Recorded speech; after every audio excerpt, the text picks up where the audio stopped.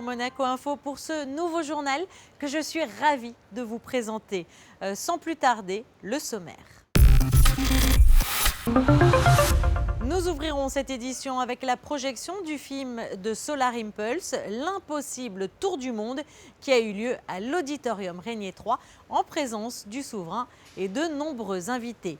La réunion du Conseil scientifique et technique a aussi été l'occasion de faire le point sur les futurs projets de la Fondation. Zoom sur la signature d'un partenariat entre la Oxford Martens School et la Fondation Prince Albert II.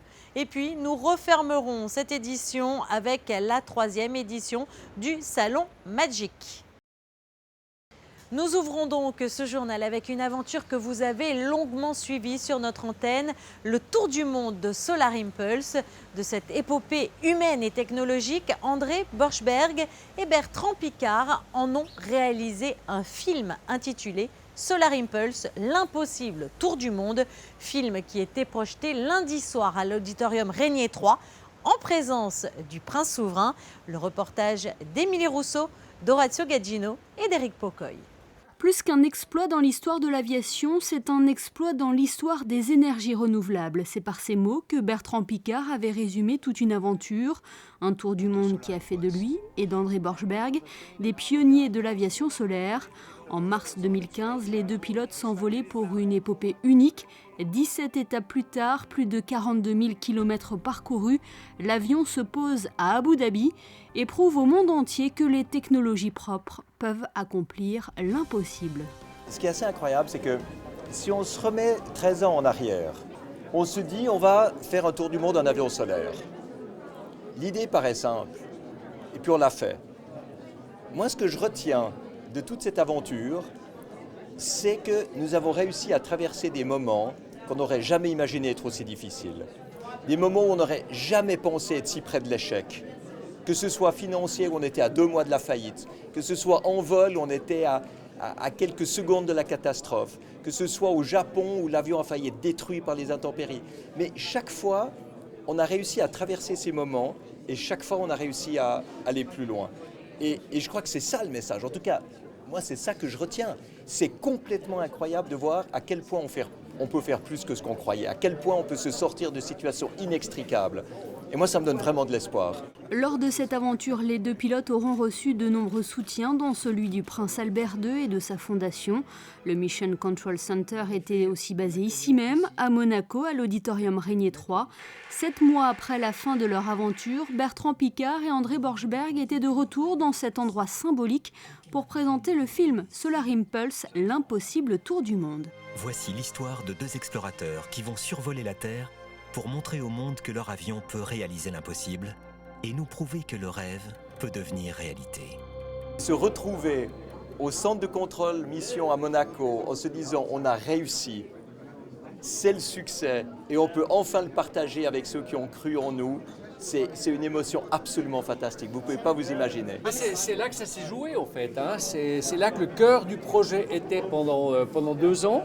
On a une équipe de 50 personnes ici qui travaillent jour et nuit et qui a travaillé jour et nuit pour nous guider, hein, pour savoir quand il fallait partir, qu'on pouvait décoller pour nous mener en fait à bon port, et puis pour savoir dire non aussi quand on mettait trop de pression. Donc on a dû trouver cet équilibre entre vouloir absolument y arriver, devoir y arriver, mais ne pas faire le pas ou le faux pas qui aurait pu détruire le projet. Et donc c'est cet équilibre finalement qu'on a développé, qu'on a vécu ici, qu'on a vécu dans ces murs, ici, juste derrière nous et juste à côté. Donc c'est vrai que revenir ici, c'est extraordinaire.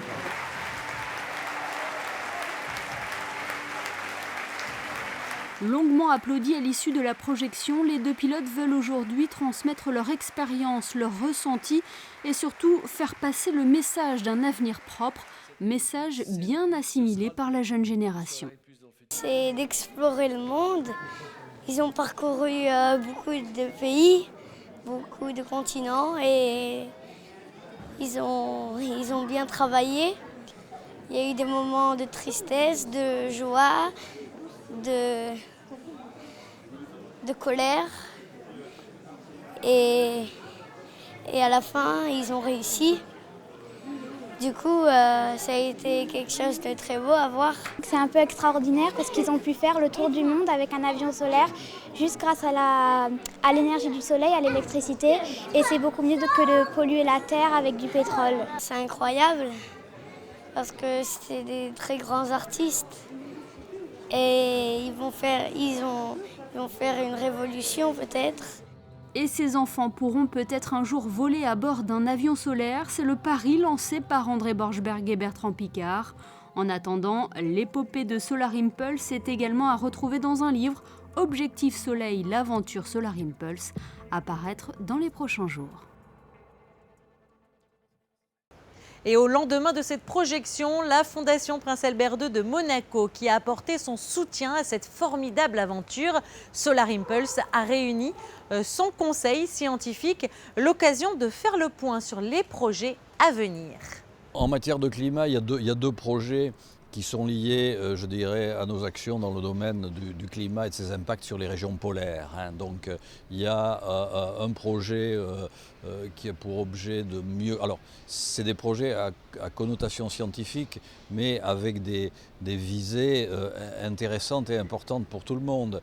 Il y a un système de carottage, de carottes glaciaires, qui a été présenté par des spécialistes avec lesquels, d'ailleurs, on a déjà eu dans le passé des partenariats, ceux de l'Université de Berne, pour essayer de descendre, j'allais dire, aussi profond que possible et pouvoir reconstituer jusqu'à 1 million d'années ce qu'était l'évolution du climat. Donc ça, c'est un exemple. Bien, un autre exemple dans le domaine climatique ou impact du changement climatique, c'est un projet qui est présenté par des ONG qui s'occupent d'adapter les populations et surtout les pratiques dans les régions arctiques en matière d'élevage du renne. En matière de biodiversité, il y a un certain nombre de projets qui sont liés aux insectes pollinisateurs. Il y a des projets qui sont liés, je dirais, à la préservation d'un animal emblématique qui est le phoque-moine de Méditerranée. Alors là, c'est une longue histoire d'amour avec le phoque-moine. On a fait des progrès considérables pour arriver à créer des zones de préservation en Méditerranée orientale, en Grèce. Voilà, un dernier projet, parce que c'est la thématique qui est la plus difficile à décliner en bon projet. C'est un projet qui se passe en Jordanie et qui est un projet lié à leur zone sèche, pour ne pas dire désertique, et qui est lié à un programme de gestion raisonnée des ressources en eau et qui est mené par des institutions très sérieuses et auxquelles on va accorder notre appui. Une actualité décidément chargée pour la Fondation Prince Albert II qui vient de signer un partenariat avec la Oxford Martin School. La signature a eu lieu au Palais Princier ce lundi. Le récit de Patricia Navarro sur des images signées Lionel Bernardi. L'an passé et au début du mois de février de cette année, le prince Albert II se rendait à Oxford. Sur ce campus sont formés les leaders de demain dans de nombreux domaines. Le souverain a pu, lors de chacune de ses visites, échanger avec eux sur son engagement en faveur de l'environnement. Et désormais, un partenariat existera entre la Fondation Prince Albert II de Monaco et la Oxford Martin School. Cette institution britannique dispose d'un centre de recherche dédié au changement climatique, aux océans et à la biodiversité. Le travail qu'on va faire ensemble, c'est pour des recherches sur les sujets, par exemple, le développement durable, le futur de la vie dans les océans, mais aussi la conservation, les sujets et les objectifs aussi de la Fondation. Et je crois que ce partenariat entre la Fondation et l'Université d'Oxford, c'est un exemple comme la science et la recherche peut informer la politique de demain. Moi, j'ai de grandes admirations pour Son Altesse parce que depuis beaucoup d'années, je connais lui dans sa fonction, pas seulement ici à Monaco, mais comme une personne qui a donné l'inspiration à beaucoup de personnes à tous les coins du monde. La conservation, la protection de la nature, mais aussi la relation entre les peuples et la nature sont des sujets qu'il a déjà, dans toute sa vie, à propager, pas seulement avec une critique du développement, mais aussi pour trouver des solutions. La Fondation Prince Albert II de Monaco et la Oxford Martin School sont deux entités qui étaient donc destinées à collaborer ensemble. En toile de fond du nouveau partenariat qui les unit, il y a une volonté commune de sensibiliser les jeunes générations aux enjeux environnementaux. Il y a la possibilité de bénéficier, je dirais, de la haute qualité de recherche qui sont conduites à Oxford Martin School. Et en plus, il y a effectivement le contact, non seulement avec des chercheurs de très haut niveau, mais avec cette population étudiante que le prince a eu l'occasion de rencontrer à la Oxford Union la semaine dernière, ce qui permet effectivement d'avoir un très bon levier de sensibilisation sur les jeunes générations. Ce partenariat entre la Fondation Prince Albert II de Monaco et la Oxford Martin School permettra notamment dans le futur l'organisation conjointe de conférences et tables rondes. Déjà 3 ans que le salon magique s'est installé en principauté. Le Monaco Anime Game International Conférence a fait ses preuves en invitant chaque année des auteurs de renom. Alexandra Pagny et Lionel Bernardi vous dévoilent la programmation de cette journée du 18 février, tant attendue par les amateurs de la pop culture. Frank Miller, Mike Mignola, Hideo Kojima, des noms de légende dans l'univers de la pop culture. Le dessinateur de Batman The Dark Knight, celui de Hellboy ou encore le créateur de Metal Gear seront parmi les invités de prestige de cette 3e édition de Magic, une journée entièrement dédiée aux amateurs de manga, jeux vidéo et comics. Et il faut savoir que ces grands noms en fait, nous permettent chaque année d'avoir des retours assez dithyrambiques sur le Magic. On est vraiment content parce que les fans adorent et le grand public aussi, et y compris les professionnels. Donc là-dessus, le pari est gagné. Cette année, on va avoir 3 concours. D'habitude, on n'en avait que 2, le concours de cosplay et le concours de jeux vidéo. Cette année, on aura en plus un concours de manga complètement exceptionnel. Ce concours a pour ambition de découvrir les nouveaux talents de demain. Les candidats avaient jusqu'au 30 septembre pour envoyer leur planche de dessin. 6 finalistes se disputeront le 18 février prochain pour gagner 1 mois de travail au Japon au sein de la célèbre maison d'édition japonaise Shueisha et voir leur travail édité. Eux sont des dessinateurs déjà bien connus dans le milieu. Les créateurs de Landfest de Troyes reviennent pour la 2e fois sur l'événement. C'est un peu comme un voyage, quoi. On va dans d'autres territoires, dans un autre écosystème. Et en même temps, pas si loin que ça, puisque quand on fait de la bande dessinée, on le fait parce qu'on s'imagine un film, mais on va le faire sur du papier, parce qu'on a joué à des jeux vidéo, et qu'on a envie de continuer à prolonger ce plaisir-là sur du papier. Voilà. C'est juste que les médias ne sont pas les mêmes, les moyens ne sont pas les mêmes, mais c'est les mêmes imaginations, c'est la même culture, on a été nourris aux mêmes choses finalement, donc on est cousins, on va dire. Donc quand on vient ici, on vient voir un peu le reste de la famille, c'est un peu ça, voilà. 2000 personnes seront donc attendues au Grimaldi Forum le 18 février pour cet événement entièrement gratuit, mais pas une de plus. Si vous voulez donc faire partie des chanceux et rencontrer vos auteurs favoris, il suffit de vous inscrire rapidement sur le site internet du Magic.